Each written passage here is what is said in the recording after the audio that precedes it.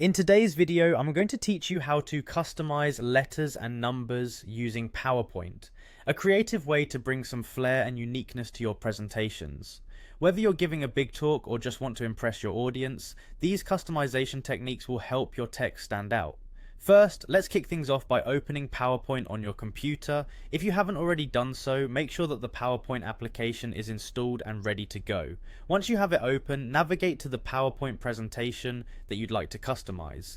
This could be a new presentation or perhaps an existing one that needs a bit of a visual boost. Now, let's dive into the customization process. Start by heading over to the Insert tab, which you can find on the main toolbar at the top of your screen. The Insert tab is your gateway to adding a variety of elements to your slide, but today we're focusing on working with text. Here, we're going to add a text box to your slide.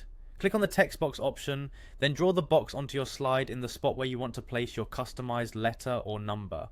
Once your text box is ready, type in the letter A or any letter or number you'd like to customize. This will serve as the base for your customization.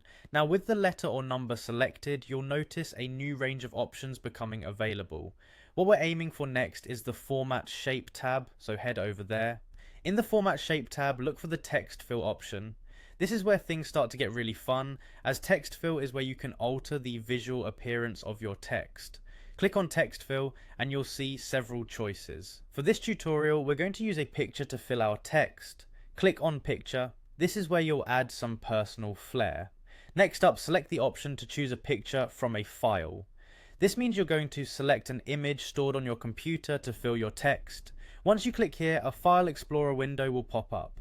Take your time to browse through your files and find the perfect image that reflects your presentation's theme or your creative vision. Once you've found it, select the file and PowerPoint will automatically fill your letter or number with your chosen picture.